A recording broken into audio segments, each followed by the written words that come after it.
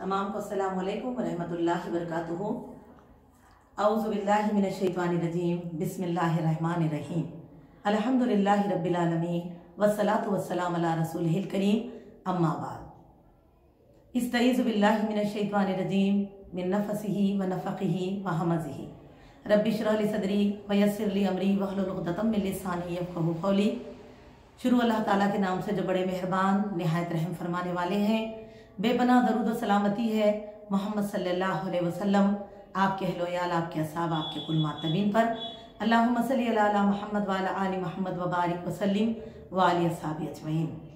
अजीज़ दीनी बहनों, इंशाअल्लाह ताला आज हम अज़ान की अहमियत के ताल्लुक़ से जानेंगे। अज़ान के माने और मतलब के ताल्लुक़ से, जैसे कि हम देखते हैं कि रसूलुल्लाह सल्लल्लाहु अलैहि वसल्लम जब तक के मक्के मुअज़्ज़मा में रहे, इस्लाम के मामलात कुछ और थे, लेकिन जब आप सल्लल्लाहु अलैहि वसल्लम ने मक्का से मदीना की तरफ हिजरत फरमाई और वहाँ पर जब अहकामात इस्लाम को कायम किया गया, तो अब मुसलमानान दीन में इस बात की भी अहमियत मालूम होने लगी कि तमाम मुसलमानान दीन को नमाज के लिए इकट्ठा कैसे किया जाए।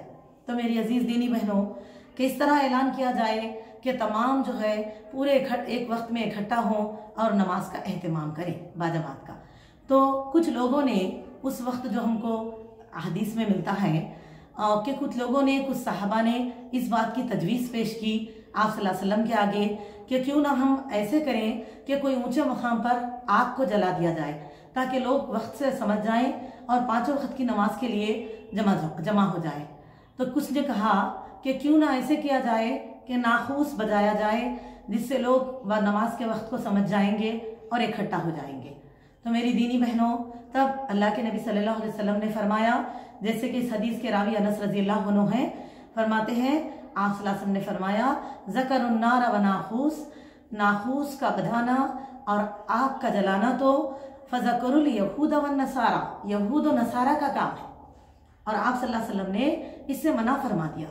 और मेरी दीनी बहनों, इसके बाद ये हुआ कि किस तरह अब अज़ान का एहतमाम करें। उसी असना में एक सहाबी जिनका नाम अब्दुल्ला बिन अब्दरिया रज़ियल्लाहु अन्हु था, वो रसूलुल्लाह सल्लल्लाहु अलैहि वसल्लम की तरफ आए और कहने लगे, अल्लाह के नबी सल्लल्लाहु अलैहि वसल्लम, अल्लाह ताला ने मुझे रात ख्वाब में कुछ ऐसे कलमात दिखाए हैं कि जिसके ताल्लुक़ से एहतमाम अज़ान का एहतमाम किया जाए।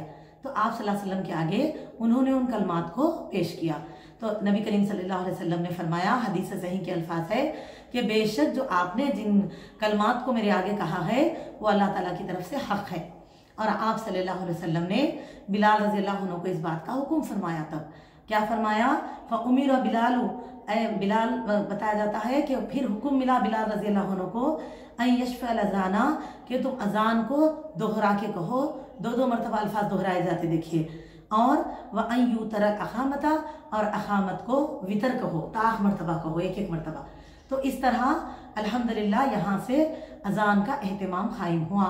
तो मेरी अजीज़ दीनी बहनों, देखो ये अल्लाह ताला की कितनी बड़ी रहनुमाई, और अल्लाह की नेमतों में एक और बड़ी नेमत ये है कि इंसान दुनिया में कितना ही मशगूल क्यों ना हो जाए, जैसे अज़ान सुनते हैं अपने अल्लाह की तरफ पलट जाए। और अज़ान का माना ये है ना, अज़ान का माना क्या लिया जाता है कि इस बात का इत्तला करना कि मुसलमानान दीन के लिए नमाज का वक्त हो चुका है। और जैसे सुने, किस तरह से कि जैसे सुने तो अल्लाह की तरफ पलटे और हम नमाज का एहतमाम करें। इसी की मिसाल तो उम्मुल मोमिनीन आयशा सिद्दीक़ा रज़ियल्लाहु अन्हा फरमाती है, उम्मत की माँ, कि आप सल्लल्लाहु अलैहि वसल्लम जब अपने अहलो अयाल में दुनिया में मशगूल होते, उतने में मौज़िन रसूल बिलाल रज़ियल्लाहु अन्हु के अज़ान का एहतमाम फरमाते, तो पल भर में हमसे ऐसे बेगाने हो जाते जैसे हमें पहचानते नहीं, इस तरह फ़ौरन हमको छोड़कर उड़ जाते। तो इससे हमको क्या पता चल रहा कि अज़ान हमारे लिए इस बात की अलामत है कि ए मोमिनो उठो, अपने रब के आगे तुम्हारी हाज़िरी का वक्त हो चुका है, तुम्हारी पेशी का वक्त हो चुका है। और मेरी दीनी बहनों, लेकिन आज हम इन चीज़ों से गाफिल है।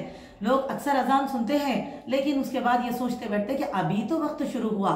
लेकिन अल्लाह के नबी सल्लल्लाहु अलैहि वसल्लम ने क्या फरमाया हदीस में कि अज़ान जब दी जाती है, खा कोई चरवाहा किसी जंगल में अज़ान क्यों न दे, रसूलुल्लाह सल्लल्लाहु अलैहि वसल्लम ने फरमाया कि जहाँ तक मुअज़्ज़िन की अज़ान के अल्फाज पहुँचेंगे, वो जितने जानदार उसको सुनेंगे, खा वो दरख्त हो या पहाड़, चाहे कोई जानदार क्यों ना हो, वो तमाम जो सुनेंगे कल क़यामत के दिन मुअज़्ज़िन के हक़ में गवाही देंगे।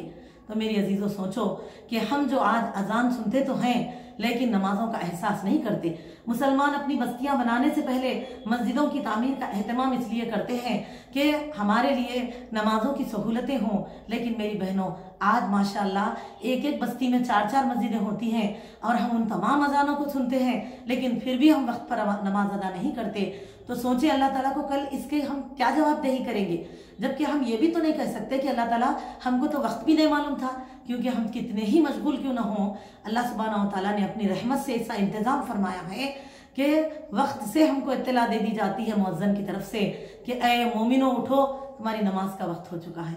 तो अल्हम्दुलिल्लाह अल्लाह हमको इसका एहसास करने की तौफीक अता फरमाए और अल्लाह ने जो इंतज़ाम किया है उसका हम एहतमाम करें, एहसास करें, उसकी शुक्रगुजारी ये है कि हम वक्त की पाबंदी से नमाज अदा करें। अब मेरी दीनी बहनों, अजान की फजीलत रसूलुल्लाह सल्लल्लाहु अलैहि वसल्लम का फरमान मुबारक है बरिवायत अबू हुरैरा रज़ियल्लाहु अन्हु कि जब अजान दी जाती है यानी कि जब मुअज्जिन अज़ान देते हैं तो आप सल्लल्लाहु अलैहि वसल्लम ने फरमाया शैतान पीठ फेर कर भाग जाता है और जब अजान खत्म हो जाती है वो दोबारा आ जाता है। और आप सल्लल्लाहु अलैहि वसल्लम फरमाते हैं इसी तरह जब तकबीर कही जाती है तो शैतान भाग जाता है, जब तकबीर खत्म हो जाती है तो शैतान फिर वहां पर आ जाता है। और आप सल्लल्लाहु अलैहि वसल्लम फरमाते हैं वो इस तरह करता है और नमाजी के दिल में वसवसे डालना शुरू कर देता है कि फला बात को याद करो। अक्सर देखिए ये चीजें हमारे साथ होती है और हक है, और वो इतना उसको वर्गलाता है यहाँ तक कि आदमी को पता नहीं चलता कि इसने किस कदर नमाज पढ़ी। ये आप सल्लल्लाहु अलैहि वसल्लम फरमाते हैं। तो इससे एहसास करना चाहिए मेरी बहनों, शैतान तो अपनी मेहनत पूरी तरह कर रहा है कि किसी तरह वो हमको अल्लाह से दूर करे और हमारे वक्तों को ज़ाय करे और हमको उस रास्ते पर ले जाए जो अल्लाह की नाराज़गी वाली मंजिल है। हम इस बात का एहसास करें, ये चीज़ें, ये अहदीस हमारे लिए एहसास है, ना कि सिर्फ तालीम में ज़्यादती, कि हम एहसास करें और इन चीज़ों से बचें और तौस पढ़ें और फौरन वक्त के साथ नमाज की पाबंदी करें। वरना देखिए हम भी देखते हैं कभी कभी हम अजान सुनते उसके बाद हम ये सोचते कि चलो उठेंगे पढ़ेंगे, लेकिन कोई ना कोई रुकावट आती है। आप देखिए फिर थोड़ी देर के बाद सोचते, फिर थोड़ी देर, और फिर ये होता कि वो एक नमाज मिस हो जाती और वो तो इतना खुश होता होगा कि मैंने तो अपनी मेहनत पूरी कर ली और देखो अल्लाह ताला के इत्तला देने के बावजूद भी ये लोग जो है इबादत से गाफिल रहे। तो मेरी बहनों हमको इसका एहसास करना चाहिए। और इसी तरह और एक हदीस में आता है जिसके रावी उमर रज़ियल्लाहु अन्हु है कि रसूलुल्लाह सल्लल्लाहु अलैहि वसल्लम ने फरमाया जब मुअज्जिन अज़ान कहे, ये अज़ान की अहमियत में है ये हदीस, जब मुअज्जिन अज़ान कहे तो तुम भी अज़ान के कलमात को कहो। तो इससे हमको क्या पता चला, जब अज़ान हम खामोशी के साथ सुनेंगे तो ही अज़ान के कलमात को कह सकते। हम आज मामला यह है अज़ान होते रहती और हम दुनियावी बातों में मशगूल रहते। कई घर तो ऐसे अल्लाह हम मुसलमाना ने दीन को तौफीक दे मौला कि टीवियों की आवाज़ कम करते मेरी बहनों, लेकिन स्क्रीन नहीं बंद करते। तो क्या हमारे दिल दिमाग अल्लाह की तरफ होंगे इससे? बताइए। हालांकि अजान के वक्त हमको अल्लाह ताला की तरफ तवज्जो देनी चाहिए, मुअज्जिन के कलमात को दोहराना है, हमारे ऊपर ये हुक्म है। तो लिहाजा हमको चाहिए तवज्जो से अज़ान को सुने। और ये हक़ है कि फ़िक़ाने कई सारी अगर मस्जिदें हों एक के बाद एक बार लगातार अज़ान हो तो इस बात के लिए हमको यानी कि मिलता है हुक्म कि हम उनमें से किसी एक अज़ान को तवज्जो से सुने और फिर उसको जवाब दें और फिर उसके बाद दुआ का एहतमाम करें इंशाअल्लाह ताला। लेकिन अज़ान के वक्त एहतराम तो मलहूज़ रखना चाहिए। अल्लाह की निशानियों का एहतराम हम नहीं करेंगे तो कौन करेंगे बताइए, जबकि हम खुद अल्लाह के मुसलमान हैं। तो लाजिम है, ये है इस्लाम, जी फरमाबरदारी ही हमको मुसलमान समझाती है। तो मेरी दीनी बहनों, अब हमको क्या करना है, अज़ान के कलमात को कहना होगा। और फरमाया और जब मुअज्जिन हय्या अलस सलात हय्या अलल फलाह कहे तो तब क्या कहना चाहिए। रसूलुल्लाह सल्लल्लाहु अलैहि वसल्लम फरमाते हैं ला हौला वला कुव्वता इल्ला बिल्लाह। और उसके बाद आप सल्लल्लाहु अलैहि वसल्लम ने फरमाया कि जो शख्स सिद्क़े दिल से मुअज्जिन के कलमात का जवाब देगा तो वो बहशत में दाखिल होगा, यानी जन्नत में दाखिल होगा।